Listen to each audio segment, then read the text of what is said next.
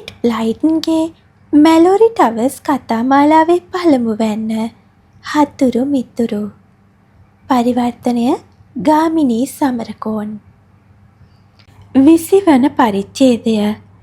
එවිට අනෙක් පිහිනුම්කාරියන් දෙතුන්දෙනා පැමිණ තියුණු හඬින් කෑ ගැහුවා. "මොකද ඩැරල්? පැත්තකට වෙන්න මේරිලෝ." එහෙත් මේරිලෝට නොහැකි වුණා. ඇය විශාල උත්සාහයක් දරා ජලයට පැන ටික දුරක් පිහිනාවිත් තිබුණා.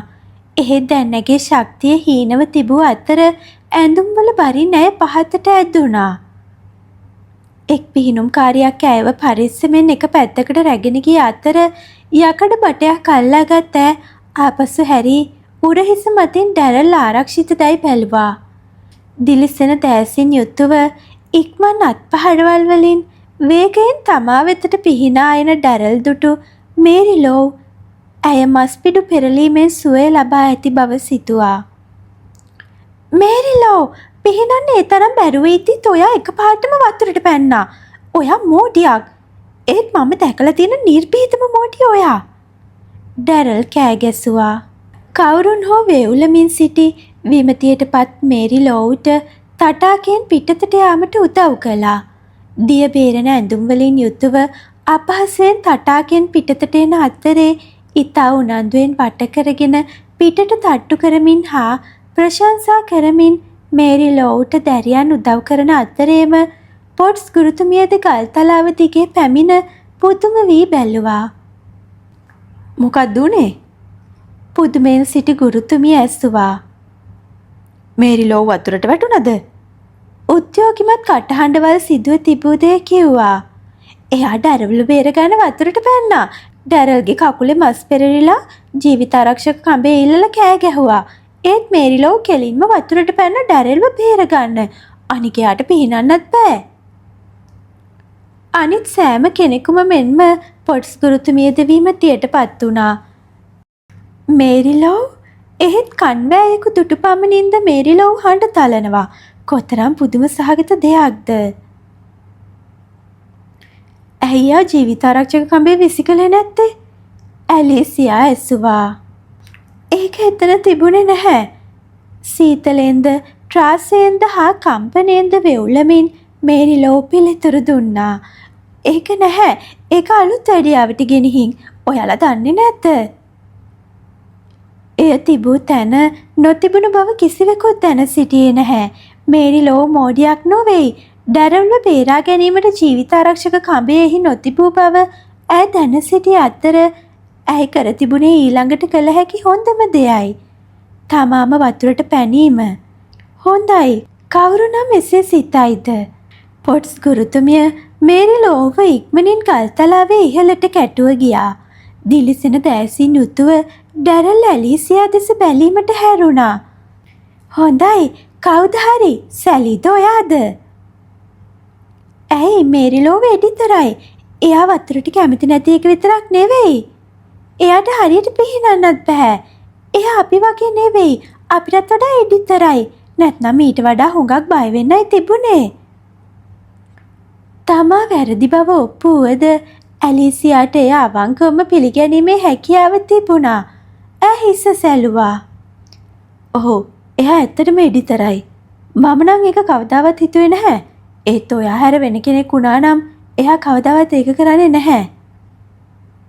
මේ ගැන සැලීට කීමට ඩැරල්ට ඉවසීමක් නැතිව ගියා. තේ වේලාවෙන් පසුව ඇය බබලන මුහුණින් යුතුව කඩිනමින් ගියා. "සැලි, ඔයාගේ අදහස නම් විස්මයජනකයි. හරිම අපූරුයි. දන්නවද, එතන ජීවිතාරක්ෂක කඹේ තිබිලා නැහැ. ඉතින් මේරිලෝ ඇඳුම් පිටින්ම පැනලා මාව බේරගන්න හැමදේම කළා." අපොයි, සැලීට කියවුණු අතර ඇගේ මුහුණද පැබලීමට පටන් ගත්තා. "මට ඒක කවදාවත් කල්පනා වුණේ නැහැ. ඔයාටත් එහෙම නේද ඩැරල්? ඒක පුදුමයක්. දැන් ඔයාට පුළුවන් වෙයි මේරිලෝව හරියට අඳුනගන්න." "ඒ කියන්නේ මොකද්ද?" ඩැරල් ඇසුවා. "හොඳයි, එයාට කියන්න කවුරුවත් නොහිතපු විදිහට එයා මොනතරම් නිර්භීතද කියලා. එයාට අනිත් දේවල් වලදීත් ඕනෑ නම් නිර්භීත වෙන්න පුළුවන් කියන්න." සැලි කිව්වා. ඔයා නම් පුදුම මොලකාරියක්. ඩැරල් සැලිව අගය කරමින් කිව්වා. මට කවදාවත් ඔයාට වගේ හිතන්න බෑ. හරි, මම මගේ කොටස කරන්නම්. මේරිලෝ ඔයාව බලන්න ආපුවාම මොනවා හරි ටිකක් ඔයත් කියන්න. එලෙස ඩැරල්ව පේරා ගැනීමට මේරිලෝ ජලයට පැන්න ආකාරය ගැන කතාව පාසලේ සෑම අස්සක මුල්ලකම කතා වෙද්දී ඇගේ මහත් පුදුමයට මෙන් මේරිලෝ දිනේ වීරවරිය වී තිබුණා. තවදුරටත් මුල්ලකට ගුලි වෙලා ඉන්න එකේ හෝ මකුලෙකු දැකලා පරිහන්දන එකේ තේරුමක් නැහැ. ඩැරල් කිව්වා.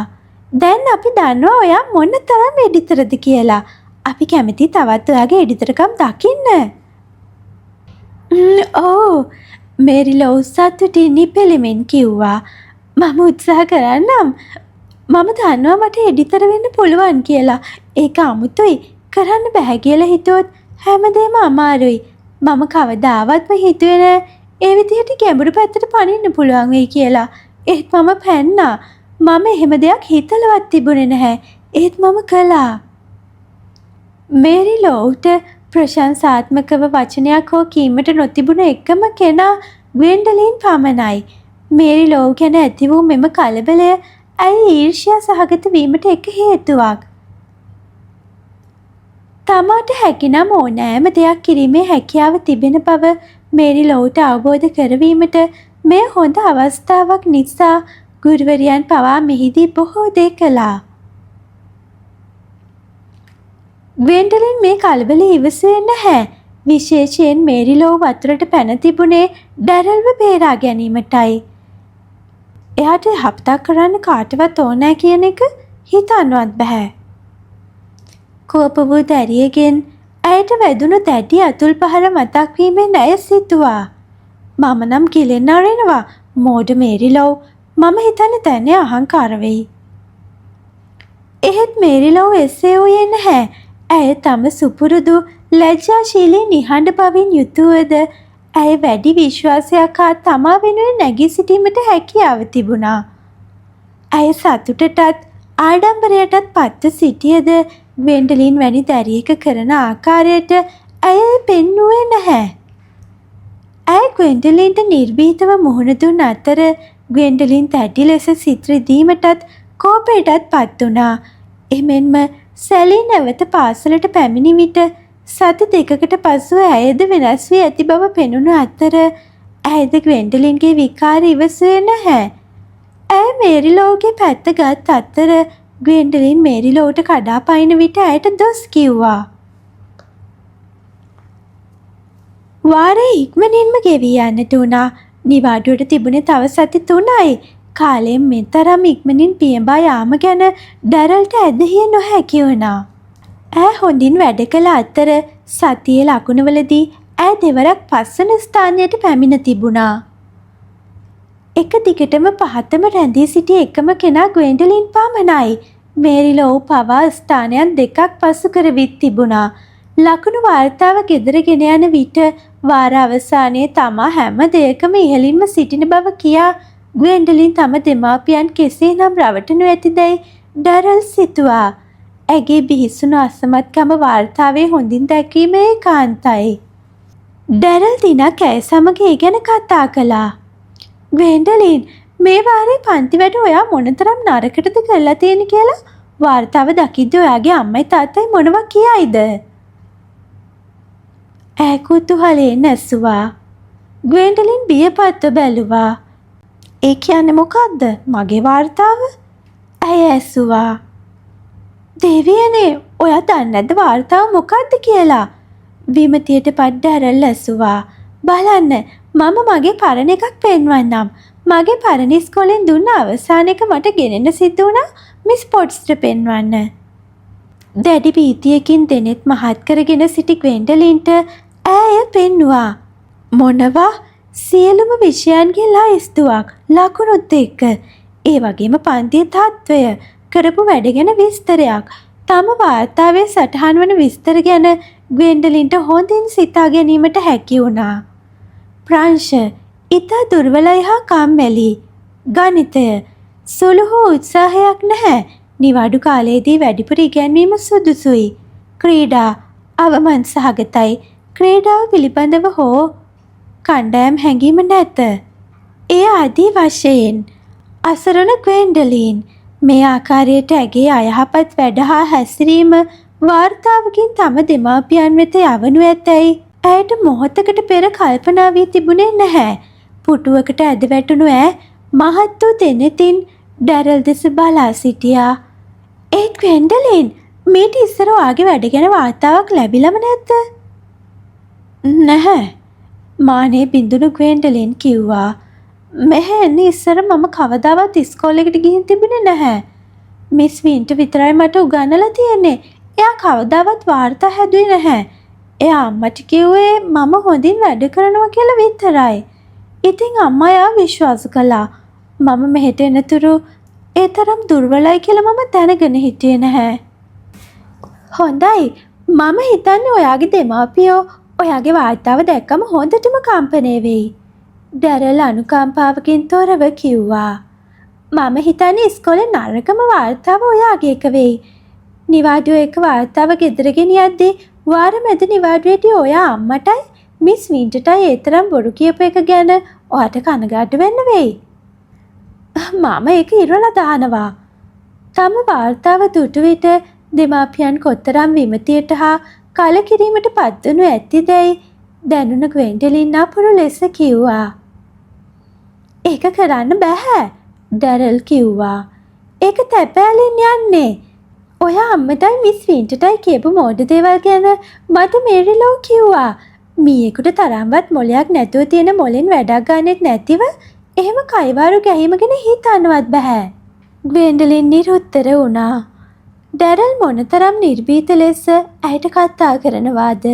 නිවාඩු දවසේදී තම මවට කී දේ අසා සිට ඒවා නැවත අන් අය සමග කීමට මේරිලෝ මොනතරම් නිර්භීත වෙලාද?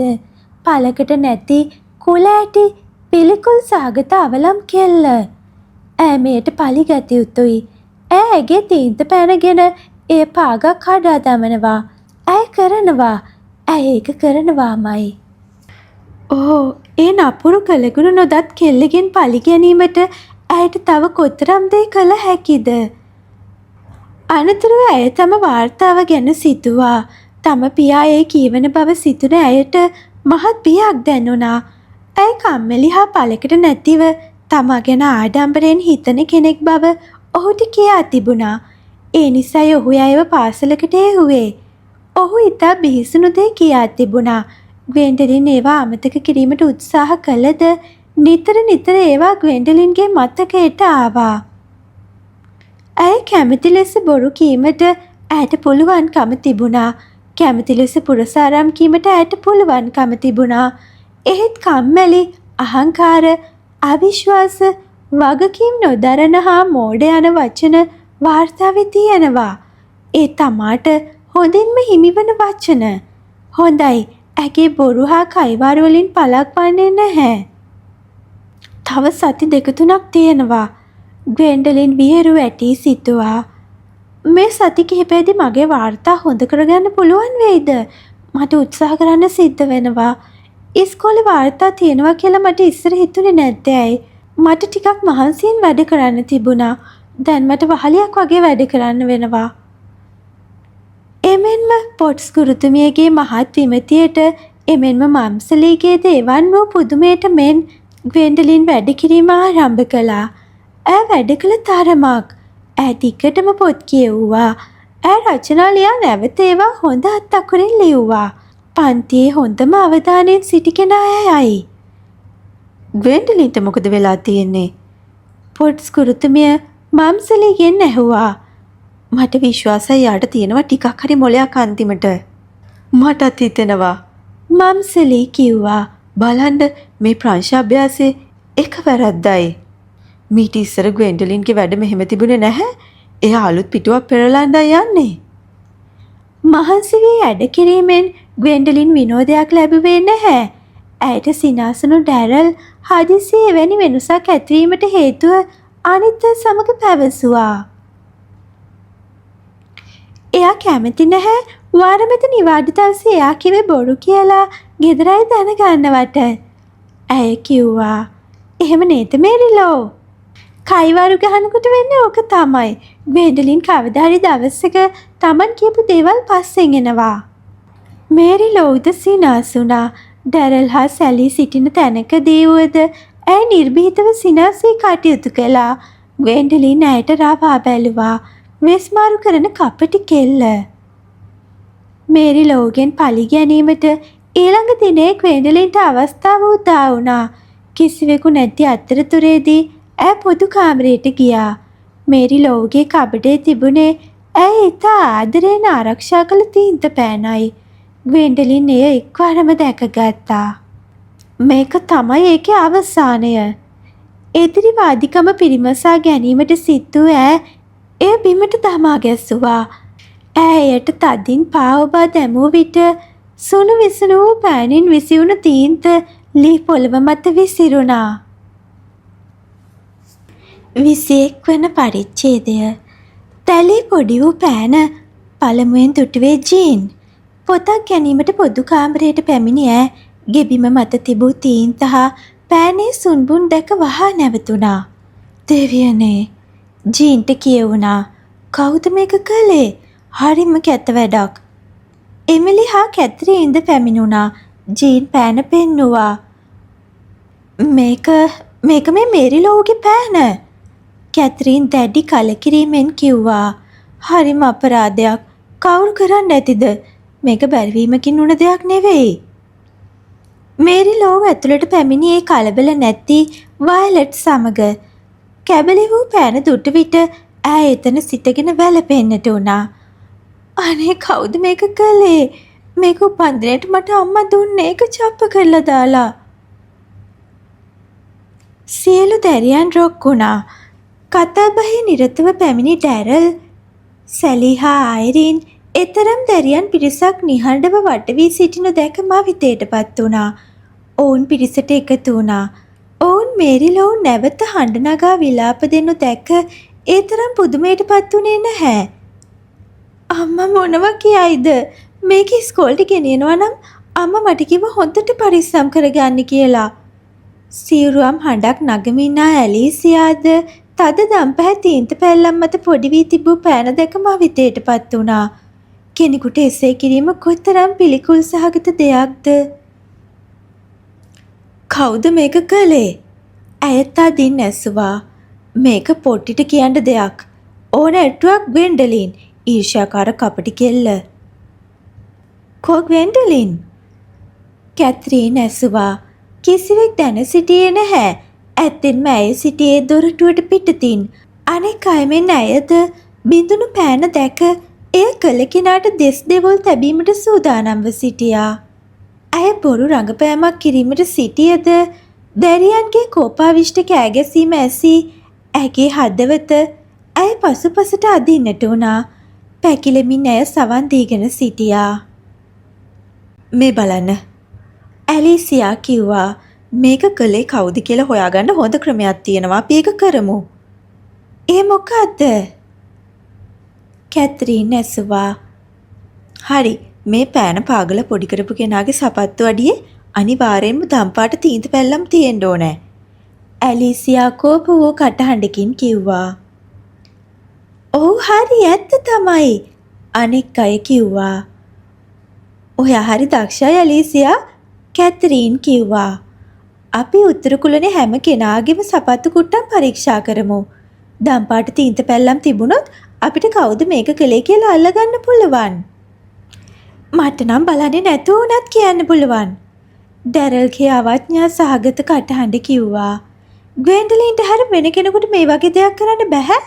මේ වගේ දෙයක් කරන්න තරම් පහත් කෙනෙක් ඉන්නවා නම් ඒ ග්වෙන්ඩලින්. ග්වෙන්ඩලින් කෝපෙන්ද බීතියෙන්ද වේවුලන්නට වූවා. ඇයි ඉතා ඉක්මනින් තම පාවහනිවල දෙස බැල්මක් හෙළුවා. ඔහු ඒවායේ දම්පැහැ තීන්ත තැවරී තිබුණා. හදිසියේම කොරිඩෝව දිගේ දුව ගිය ඈ කුඩා ගබඩා කාමරයට පැන එහි තිබූ දම්පැහැ තීන්ත කුප්පියාගෙන දැරියන් සාමාන්‍යයෙන් පාවහන් අසුරා තබන කබඩේ වෙත වේගයෙන් දුව ගියා. හැකි ඉක්මනින් එතනට යාම පමණයි ඇයට අවශ්‍ය වුණේ. පාවහන් පිරික්සීමට පෙර සියල්ල පිරිසිදුදැයි බැලීමට අනෙක් අය යොහුසුලුවට සිටි හේයින් ඇයට අවශ්‍ය තරම් කල් තිබුණා. ඩැරල්ගේ පාවහන් වලින් එකක් ගත් ග්වෙන්ඩලින් එහි අඩියේ හොඳින් දම් පැහැතීන්ට තැවරුවා. අනතුරුව ඇය ඒ අස්සලම තිබූ කුඩා කබඩේට තීන්ත කුප්පිය විසිකර දමා හැකි තරම් ඉක්මනින් තමාගේ තීන්ත තැවරී තිබූ පාවහන් කලවා දැමුවා. ඇය ඒවා දෙම කුඩා කබඩේටම උබා දැමුවා. ඒ තුළ තිබූ සිරෙප්පු ජෝඩුවක් ගත් ඇය ඒවා පැළඳ ගත්තා. මැද මිදුලට දුවගත් ඇය හැකි පමණ ශාන්තව හා කලබල වීමකින් තොරව පොදු කාමරයේ දොරටුව අසලට පා තබා ගියා. ඔහු අවශ්‍ය විටකදී රඟපෑමට ග්වෙන්ඩලින්ට පුදුම හැකියාවක් තිබුණේ. මෙන්න ග්වෙන්ඩලින්, ඇලිසියා කෑ ගැසුවා. ග්වෙන්ඩලින්, ඔයා මේරිලෝගේ පෑනට උන දේ දන්නවද? පෑන? එයාගේ පෑනට මොනවා වෙලාද? ග්වෙන්ඩලින් අහිංසක ලෙස ඇසුවා. කවුරු හරි එක පාගල කුඩු කරලා, සැලි කිව්වා. හරිම තිරිසන් වැඩක්. දැඩි පිළිකුල් සහගත බැල්මක් හෙළුවා කිව්වා. කවුද එහෙම දෙයක් කළේ? අපිත් ඒකම තමයි දැනගන්න ඉන්නේ. ග්වෙන්ඩලින්ගේ අහංකාර ස්වරය ගැන කෝප වූ ඩැරල් කිව්වා. අපි ඒක තමයි හොයන්න යන්නේ, තේරුණාද? මම හිතනවා හොයාගනී කියලා. ග්වෙන්ඩලින් කිව්වා. මම තියා ඔය විදියට රවල බලන්න එපා ඩැරල්. මම නෙවෙයි මේක කළේ. හුඟක් දුරට ඔයා කළා වගේ පෙනෙන්නේ. ඔයාව බේරගන්න මෙරිලෝ වතුරට පැන්න දවසේ ඉඳලා මම දැක්කා ඔයා එයාට හුඟක් ඊර්ෂ්‍යා කරනවා වගේ. සෑම කෙනෙක්ම මුව ආයා ගත්තා. එවැනි දෙයක් කීමට තරම් ග්වෙන්ඩලින් කොතරම් ඊර්ෂ්‍යා සහගතද? ඩැරල්ගේ කෝපය උණුවන්නට වුණා. සුපුරුදු රතු ගිනිදළු නැගෙන බව ඇයට දැනුණා. ඇගේ මුහුණ දුටු සැලි තම අත ඇගේ බාහුව මත තැබුවා. කලබල වෙන්න එපා කෙල්ලේ. ඇය මෘදුව කී අතර ඩැරල් සංසුන් වුණා. එහෙත් සීනාමුසුව සිටින ග්වෙන්ඩලින් කෙරෙහි නැගුණු කෝපය ඇගේ උගුරේ හිර වුණා.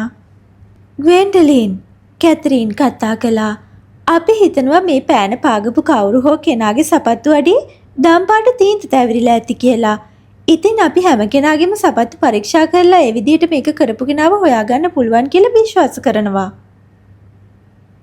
ග්වෙන්ඩලින් තම මුහුණේ හැඟීම් කිසිසේත් වෙනස් කළේ නැහැ. ඒක හොඳ අදහසක්. ඇය උණුසුම්ව කිව්වා. ඇත්තෙන්ම හොඳ අදහසක්. ඒක මටම හිතුණ නම් කියලා හිතෙනවා. අහිංසක මේරිලෝගේ පෑන විනාශ කරපු පහත් කෙනා කවුද කියන එක අනිවාර්යෙන් ඒකෙන් කියන්න පුළුවන්. මේ වචන ඇසී සියලු දෙනා මවිත වුණා. සුළු සැකයක් දැරියන්ගේ සිත් තුළට ඇතුළු වුණා. ග්වෙන්ඩලින් පෑන පාගා කැඩුවා නම් එවැනි අදහසක් ඒ තරම් සතුටින් බාරගනීවිද? කෙසේ වෙතත් ඇය ඒ කළා විය නොහැක. ඉස්සර වෙලාම ඔයාලට පුළුවන් මගේ සපත්තු බලන්න. කී ග්වෙන්ඩලින් ප්‍රථමව එක් පාදයක්ද අනතුරුව අනෙක් පාදයද හරවා පෙන්නුවා. කබඩේ තියෙන සපත්තුත් අපිට බලන්න වෙනවා, කැතරීන් කිව්වා. ඒත් ඉස්සරළම කවුරුත් ඔයාලගේ සපත්තු හරවලා පෙන්වන්න. සෑම දින එය කළ නමුත් කිසිවක තීන්ත සලකුණු තිබුණේ නැහැ. ඉන්පසු පළමු පන්තියේ කණ්ඩායමම ඔවුන්ගේ සපත්තු තබන කබඩ ඇති ඇඳුම් කාමරයට ගියා. වෙන අයෙකුගේ නොව ග්වෙන්ඩලින්ගේ සපත්තුවල තීන්ත සලකුණු තිබිය යුතුමයි. හැමෝම අනුමාන කළ පරිදි කැතරීන් ග්වෙන්ඩලින්ගේ පාවහන් යුවල ප්‍රථමව පරීක්ෂා කළා. නමුත් ඒවායේ කිසිවක් තිබුණේ නැහැ. දීප්තිමත් තීන්ත වලින් පැල්ලම් සෑදී තිබුණේ ඩැරල්ගේ පාවහන් යුවලින් එකකයි. එය පිටතට ඇදගත් කැතරීන් වඩාත් මවිතයෙන් හා බිහිතියෙන් දෙනෙත් මහත් කර ඒ දෙස බැලුවා. නිහඬව ඇය එය ඩැරල්ට අල්ලා පෙන්නුවා. මේක ඔයාගේ සපත්තුවක් ඩැරල්? ඇය කිව්වා. ඩැරල් නිරුත්තරව තීන්ත පැල්ලම් සහිත සපත්තුව දෙස බැලුවා. ඇය තමා අසල සිටි නිශ්ශබ්ද දැරියන්ගේ මුහුණ දෙස බැලුවා. සමහර ඔවුන්ගේ දෑස් ඉවතට හරවා ගත්තා. ඇලිසියා ඇගේ මුහුණ වෙතට දැඩි බැල්මක් හෙළුවා. හොඳයි. කවුද හිතුවේ ඒ අපේ අවංක ඩැරල් කියලා? ඇලිසියා වාචාල ලෙස කිව්වා. මම ඒ ඔයා කියලා කවදාවත් හිතුවේ නැහැ ඩැරල්. ඇය පිළිකුල් සහගත බැල්මකින් යුතුව පස්සෙකට හැරුණා. ඩැරල් ඇයගේ අතින් අල්ලා ගත්තා.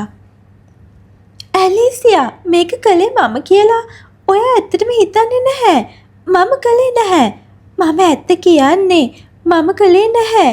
ඒ තරම් පිළිකුල් සහගත දෙයක් කරන්න මට හීනකින්වත් හිතෙන්නේ නැහැ. ඔව් ඇලිසියා, මම ඒක කළා කියලා කොහොමද ඔයා හිතන්නේවත්? හොඳයි, ඔයාගේ සපත්තුවේ තීන්ත තැවිරිලා තියෙන එක නැහැ කියන්න බෑ. ඇලිසියා කිව්වා. ඔයාට භයානක විදියට ඉක්මනට තරහ යනවා ඩැරල්. තරහ ගිය වෙලාවක ඔයා මේරිලෝගේ පෑන පාගල දැම්ම කියන එකේ මට සැකයක් නැහැ. ඇයි කියලා අහන්න එපා. මට ඔයාට වගේ තරහ යන්නේ නැහැ. ඒත් ඇලිසියා, මම නින්දිත කෙනෙක් නොවෙයි. ඩැරල් කෑ ගැසුවා. ඔයා ඒක දන්නව ඇලිසියා? මම හිතුවා ඔයා මගේ යාළුවෙක් කියලා. ඔයයි බෙටි නිතරම ඉන්නේ මා එක්ක. යාළුවෙක් ගැන ඔයාට එහෙම දෙයක් විශ්වාස කරන්න බෑ. ඔයා මගේ යාළුවෙක් නෙවෙයි. කී ඇලිසියා කාමරෙන් පිටතට ගියා. මොකක් හරි වැරද්දක් වෙලා, ඩැරල් දැඩිව කිව්වා. ඕ මම මේක කළා කියලා විශ්වාස කරන්න එපා. අනේ ඒක විශ්වාස කරන්න එපා. මම විශ්වාස කරන්නේ නැහැ ඔයා කියලා.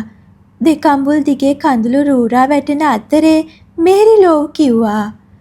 ඈ තම අත ඩැරල්ගේ අතෙහි පටලවා ගත්තා. මම දන්නවා ඔයා එහෙම කරන්නේ නැහැ කියලා ඩැරල්. මම ඔයත් එක්ක ඉන්නවා. මමත් එහෙමයි ඇත්තටම. සැලීගේ මුදු ස්වරයෙන් කියවුණා. මටත් විශ්වාස කරන්න බෑ ඒක ඔයා කළා කියලා ඩැරල්.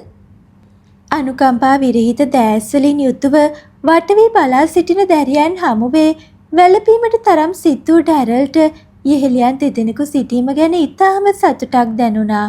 සැලී අයව කාමරෙන් පිටතට කැඳවාගෙන ගියා. කැතරීන් කැරකී අනෙක් අය දෙස බැලුවා. ඇගේ මුහුණේ කලකිරීමෙන් හා ව්‍යාකූලත්වයෙන් පිරිපැල්මක් තිබුණා. මමත් විශ්වාස කරන්නේ නැහැ ඩැරල් කියලා. ඇය කිව්වා. මේක වැරදි කියලා ඔප්පු වෙනකන් අපිට යව සැක කරන්න සිද්ධ වෙනවා. අපි හැමෝම ඩැරල්ට කැමති නිසා මේක අපිට දුකක්. මගේ නම් කැමැත්තක් නැහැ. ග්වෙන්ඩලින්ගේ ද්වේෂ සහගත කටහඬින් කියවුණා. මම හොඳටම දැනගෙන හිටියා ඩැරල්ට ඕනෑම පහතඩක් කරන්න පුළුවන් කියලා. ඒ තරමට යට තරහ යනවා. කට වහගන්නවා. සැර පරුෂව ජීන් කී අතර ග්වෙන්ඩලින් කට වසා ගත්තා. එහෙත් තමා කළත් කී දේවල් වලින් ඇය දැඩි සතුටට පත්ව සිටියා. එතෙන් පටන් සැලී හා මේරිලෝ ඩැරල්ගේ හොඳ මිතුරියන් වුණා. ඔවුන් ඇය හා ඇලි ගැලි ඇයට උදව් කර දැඩි ලෙස ඇයව ආරක්ෂා කරගත්තා. මේරිලෝ එළිපිටම ග්වෙන්ඩලින්ට විරෝධය පෑවා. පෑන කඩා දැමීමට දඬුවමක් දිය යුතුයයි කිසිවෙකු යෝජනා නොකළ හේයින් දඬුවමක් නොලැබුණද වටපිටාවෙන් එල්ලවන ඇනුම් බැනුම් ඉතා අප්‍රසන්න දෙයක් වුණා. මේ කාරණය ගැන මේරිලෝ මහත් ඇවුලට පත් වුණා. ඇගේ පෑන නිසායි ඩැරල් මේ කරදරයට පත් වුණේ. එහෙත් ඇය දැන සිටියා ඩැරල් එය නොකළ බව.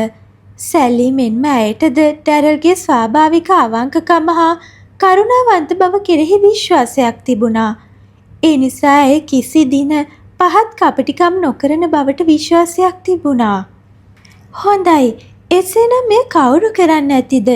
ඒ මේරිලෝටත් ඩැරල්ටත් හතුරුකම් කරන කෙනෙකු විය යුතු අතර ඒ කෙනා ග්වෙන්ඩලින් විය යුතුයි.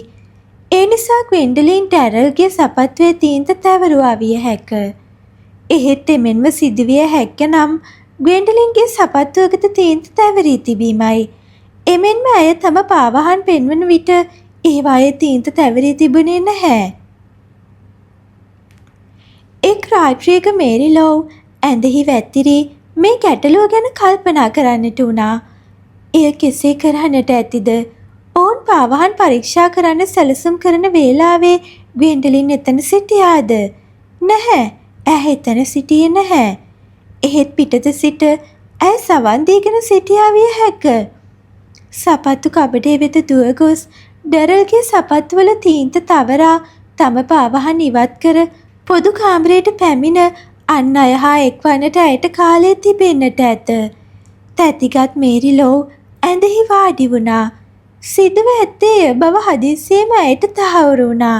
බිය වූ විට හෝ තැතිගත් විට සුපුරුදු ලෙස සිදුවන පරිදි ඇය මදක් ගැහුණා. ග්වෙන්ඩලින් ඇගේ සපත්තු කොහේ සඟවන්නට ඇතිද? කෙසේ වෙතත් සපත්තු කබඩ අස්සලම යම් තැනක විය යුතුයි. ඇය ඒවාගෙන නැවත වඩාත් සුරක්ෂිත තැනක සඟවන්නට ඇතිද? නැතහොත් ඒවා එතනම තියනවා විය හැකිද? ඉතා රෑබෝ වී තිබූ අතර අඳුර ඝනව පැතිර තිබුණි. සෑම කෙනෙක්ම දිගු වේලාවකට පෙර නින්දට වැටී තිබුණි. තමාට ඇඳුම් කාමරයට ගොස් වටපිටාව බැලීමට තරම් නිර්භීතකමක් ඇතිදැයි ඇය කල්පනා කරන්නට වුණා. මෙම පිළිකුල් සහගත කටයුත්ත අවසන් කිරීමට ඇයට දැඩි උවමනාවක් තිබුණා. එහෙත් ඇය අඳුරට දැක්වූයේ මහත් බියක්. එමෙන්ම ඩැරල්ව බේරා ගැනීමට වතුරට පනින්නතුරු ඇය වතුරටද බියව සිටියා. එහෙත් ඩැරල්ට උදව් කිරීමට නම් ඇය අඳුරටද බිය නොවනු ඇත. ඇය උත්සාහ කර බැලිය යුතුයි. මේරිලෝව ඇඳෙන් නැගිට රහසේ පිටතට ගියා. ඇය උඩුගවුමක් දමාගත්තේ නැහැ. ඒ ගැන ඇයට සිහියක් තිබුණේ නැහැ. ඇය දොරෙන් පිටතට රිංගා ගත්තා. දෙවියන්ට ස්තුති වන්න පිටත මන්දාලෝකයක් තිබුණා. කොරිඩෝව මැද එළියෙන් ආලෝකමත්ව තිබුණා. කොරිඩෝව ඔස්සේ ගිය ඇය තරප්පු පෙළ බැස පහත කාමර වෙත ගියා. ඇය ඇඳුම් කාමරේ වෙතට ගියා. අපොයි එතුළු වූයේ දැඩි අඳුරක්. මේරිලෝවට තම කොඳුනාරටිය ඔස්සේ සීතල වේවුලුමක් ඇදී යනු දැනුණා. ඇය භීතියට පත් වුණා. තව මොහොතකින් ඇය අටිකිරියෙන් හඬ තලනු ඇත. ඇය එසේ කරනු ඇතැයි ඇය දැන සිටියා. මේ ඩැරල් වෙනුවෙන් මම යමෙකු වෙනුවෙන් යමක් කරනවා. ඉතින් ඒක හරි වැදගත්. හැකි පමණ දැඩි ලෙස ඇය තමාටම කියාගත්තා. මම කෑ ගහන්නේ නෑ. ඕ ඒත් ස්විච් එක කොහෙද? එය සොයාගත් ඇය විදුලි පහන දැල්ලුවා. ආලෝකයත් සමග ඇඳුම් කාමරේ පැහැදිලිව දැකගත හැකි වුණා. මේරිලෝ දිගු සුසුමක් ඇදගත්තා. දැන් සියල්ල හරි. තව දුරටත් ඇය සිටින්නේ අඳුරේ නොවේ. කොතරම් අවශ්‍යතාව දැනුණත් යටිකිරියෙන් හඬ නොතැලීම නිසා ඇය තමා ගැන ආඩම්බර වුණා. ඇය කබඩ් තුල බැලුවා. ග්වෙන්ඩලින්ගේ කබඩේ ඉදිරියේ තිබුණා. ඒ වෙත ගිය ඇය සියලු පාවහන් පිටතට ගත්තා. නැහැ. තීන්ත තැවරුණු එක් සපත්තුවක් හෝ තිබුණේ නැහැ. තීන්ත තැවරුණු ඒවා කොහේ සඟවා ඇද්ද? 22 වන පරිච්ඡේදය. අසල වූ කුඩා කබඩය මේරිලෝගේ නෙත ගැටුණා. එහි තබා ඇත්තේ මොනවාදැයි ඇය දැන සිටියා. පරණ පන්දු, පිටි කිහිපයක්, ඉරුණු ක්‍රීඩා පාවහන් හා තවත් ඉවත දමන දේවල්. ග්වෙන්ඩලින්ගේ සපත්තුවෙහි තිබිය හැක. මකුළුවෙකු කැරපොත්තෙකු එළියට පනීවි යන බියෙන් ඇය පරිස්සමෙන් කබඩේ දොර විවෘත කළා. දුවවිලි සහිත කසල ගොඩට එබී බැලූ ඇය ඇඟිලි වලින් එය අවුස්සන්නට වුණා. ඇය ටෙනිස් රැකට් පිත්තක් පිටතට ගනිද්දී යමක් බරට වැටුණා. ශබ්දය ඇසී යමෙකු අවදි වේවි යන පියෙන් යුතු වූ මේරිලෝ හුස්ම ඉහළට ඇදගත්තා. එහෙත් කිසිවෙකුට ඇසුණු බවක් පෙනුනේ නැහැ. ඇය නැවතත් අවුස්සන්නට වුණා. ඇයට ග්වෙන්ඩලින්ගේ සපත්තු හමු වුණා. ඇයට දම්පාට තීන්ත කුප්පිය හමු වුණා. හඬ නගා වැටී තිබුණේ ඇයි? මේරිලෝ තීන්ත කුප්පිය දෙස බලා ග්වෙන්ඩලින් එය පාවිච්චි කර තිබුණේ කුමක් සඳහාදැයි දැනගත්තා. ඇය සපත්තු දෙස බැලුවා. දකුණු කකුලේ සපත්තුවේ විශාල දම් පැහැපැල්ලමක් තිබුණා. වෙවුලෙන දෑතින් යුතුව මේරිලෝ සපත්තු ඇතුලේ නම බැලුවේ සැකහැර දැන ගැනීමට.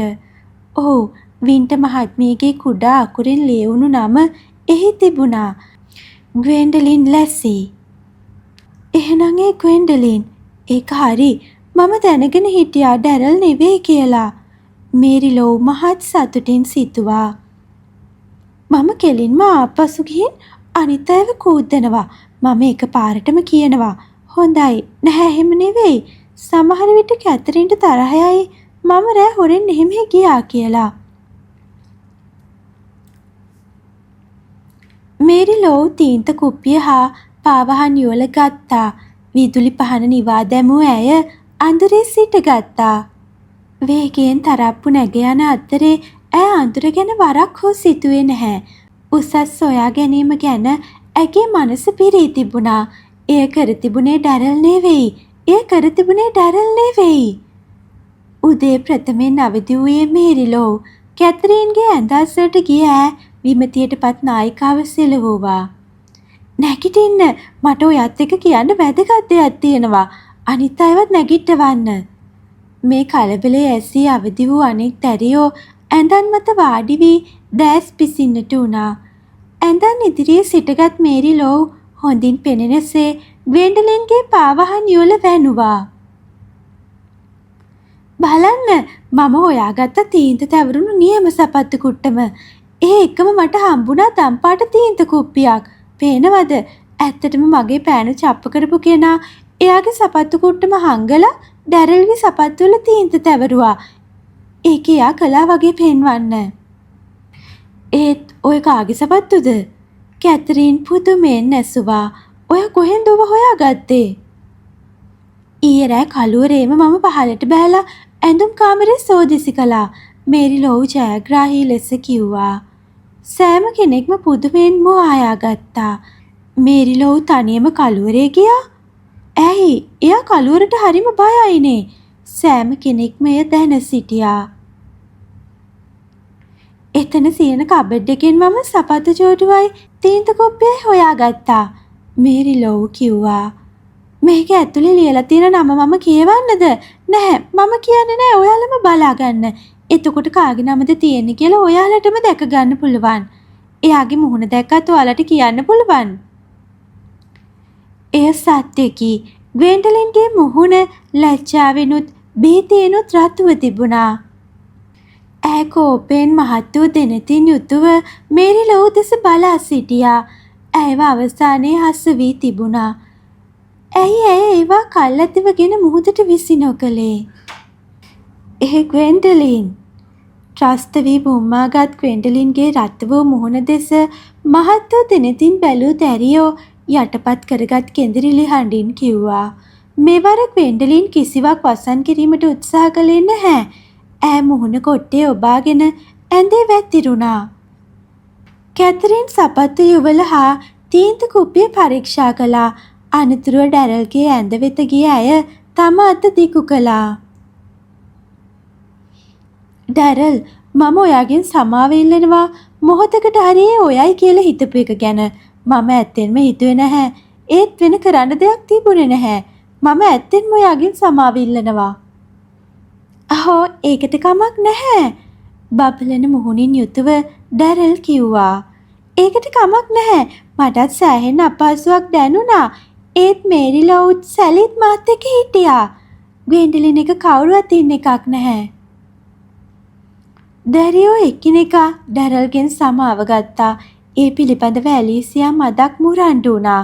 ඒ අය ඩැරල්ට කතා කළ නපුරු වචන නිසායි. ඇය දැඩි අදහස් ඇති කෙනෙක්.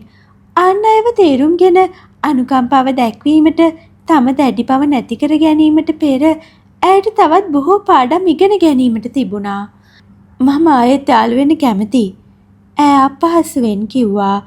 වෙනද වගේ මායි බෙටියෙක් එන්න. ඔයා එනව නේද? හොඳයි. මම හිතන්නේ ඔයා තරහ වෙන්නේ නැතිනම් මම සැලි මේරි ලෝව් එක්කයි ඉන්නම්.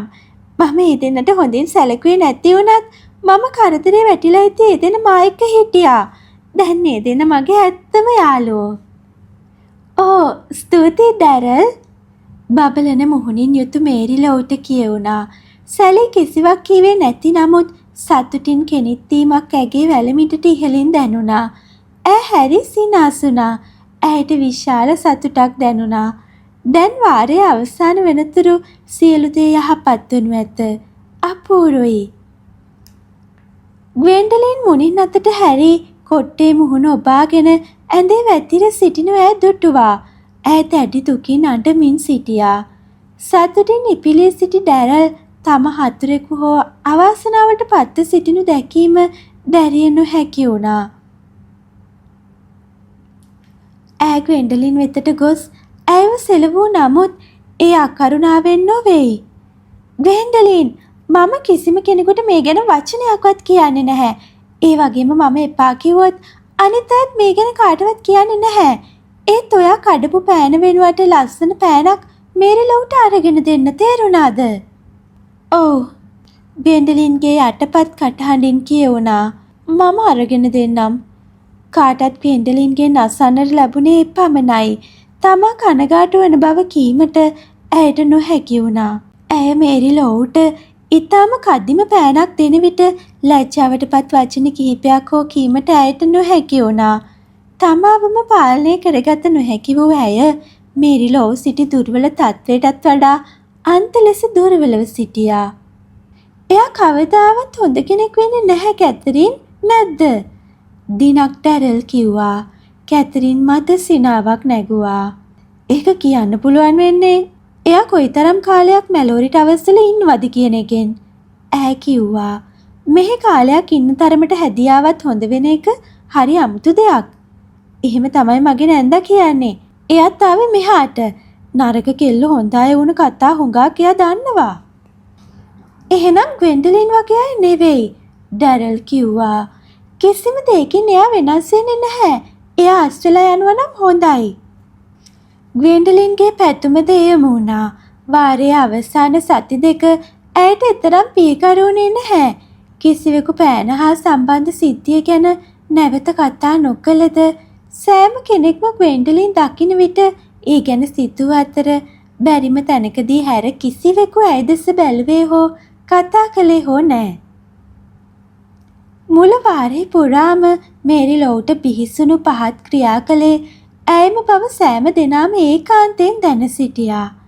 අසරණ ග්වෙන්ඩලින් දැරියන්ගේ පිළිකුලත් වාරයේ ඉදිරියේ වහලියක්සේ වැඩ කිරීමට සිදුව තිබූ නිසාත් ඇගේ කාලේ පහසුවෙන් ගෙවුනේ නැහැ.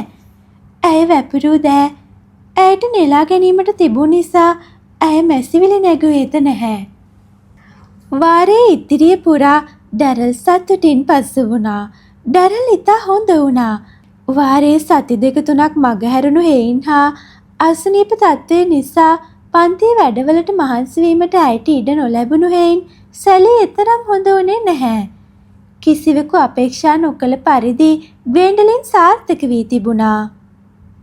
මේකෙන් පෙනෙන්නේ, පොට්ස් ගුරුතුමිය තරමක් දැඩිව කතා කළා. මේකෙන් පෙනෙන්නේ ග්වෙන්ඩලින් උත්සාහ කළොත් ඔයාට කරන්න පුළුවන් මොනවද කියන එකයි. මට හිතාගන්න බෑ ඔයා මේ උත්සාහය වාරයේ අවසාන සති දෙක වෙනතුරු තියාගෙන හිටියේ කියන එක. සමහර විට ඊළඟ වාරයේ පුරාම මේ විදියට වැඩ කරන්න හිතට ගනී. අවසාන සති කිහිපයේදී මහන්සි වී වැඩ කිරීමට තමාට සිදුවේ කුමක් නිසාදයි ග්වෙන්ඩලින් පොට්ස් ගුරුතුමියට කියන්න ගියේ නැහැ. පොට්ස් ගුරුතුමිය තම වාර්තාවේ ප්‍රශංසාත්මක වචන කිහිපයක් ලියනු ඇතැයි ඇය අපේක්ෂා කළා. එය කොතරම් බිහිසුණු වාරයක්ද තමාට අපසු එමට නොලැබේවායයි ඇය ප්‍රාර්ථනා කළා. ලබන වාරයේදී තමා මේ වාරයේදී කළ දේවල් දැරියන්ට අමතක වන පරිදි වැඩ කිරීමට ඇය සිතාගත්තා. සැලීගේ අසනීප වීම හා මේරිලොවට බිහිසුණු උපායන්ගෙන් හිරිහැර කළේ තමා බවට දින දෙක තුනක් දැරියන් සැක කිරීම හැර ඩැරල්ට මෙම වාරයේ කදිම කාලයක් ලෙස පෙනුණා. එහෙත් ඩැරල් තම නරක කාලය ගැන කල්පනා කළේ නැහැ. ඇය සුබවාදී වූ අතර කදිම දේවල් ගැන පමණක් සිතුවා. වාරයේ අවසන් වීමට එම ගැන ඇය කනගාටු වුණා. එහෙත් එමෙන්ම නිවාඩු කාලයේද සුන්දර වනු ඇත. සැලී නිවාඩු කාලය ඇය සමග ගත කිරීමට සිටි අතර ඇයද සැලී සමග සතියක් ගත කිරීමට සිටියා. ඔයාට මගේ පුංචි නංගිව බලා ගන්න පුළුවන්, ඩැරල් කිව්වා. ඔයාට එයා ගැන ආස හිතේ. එයා හරි සෙල්ලක්කාරයි. ඔයාටත් මගේ නංගි බලා ගන්න පුළුවන්, මදක් ලැජ්ජාවෙන් සැලී කිව්වා. මමත් එයාට උගන්වනවා සෙල්ලම් කරන්න ඔයා වගේ. ඩැරල්ට හා සැලීට සමීපයේ තමා ජීවත් වුණේ නම් තමාටද ඔවුන්ව බැලීමට යා හැකි වෙන්න තිබුණේ යයි මේරිලෝ සිතුවා. ඒකට කමක් නැහැ. තවත් වාරයක් ඊළඟට තවත් වාරයක් තියෙනවා. ඩැරල්ගේ නියම යෙහෙළිය සැලී බව දැන ගැනීමට තරම් මේරිලෝට විඥානයේ තිබුණා. එමෙන්ම ඒ තමා නොවීම ගැන ඇය ගානකට ගත්තේ නැහැ. ඩැරල් ඇයට ඇලුම් කළාක් මෙන්ම ඇය වාගේ කළා. කීකරු මේරිලෝට එපමණක් ප්‍රමාණවත් වුණා. ඇය අඳුරට බිය නැති බව තම මව දැනගත් විට ඇය කොතරම් සතුටු වෙනු ඇතිද? වාරයේ අවසාන දවසේ ලැබුණා. ට්‍රංක පෙට්ටිය අස්රා ගැනීමේදී අවසාන මොහොතේ ඇතිවන චකිතය හා ඒවායේ නැතිවුණු යතුරු සොයා ගැනීමේ අරගලය මහත් විනෝදයක් වුණා. මුළු පාසලම එකම සර්කස් පිටියක් මෙන් දිස්සූ අතර උතුරු, දකුණු, නැගෙනහිර හා බටහිර කුළුණුවල සිටින සියලු දැරියන් එකම රොත්තක් ලෙස සෑම තැන පොකුරු ගැසී සිටියා. හැමදාම මේ අන්තිම දවස කාටත් පිස්සු හැදෙන දවසක්.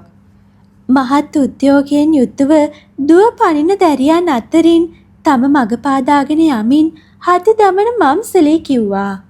ඩැරල්, සැලි මට යන්න ඉඩ දෙනවද? ඕ මේ කෙල්ලෝ.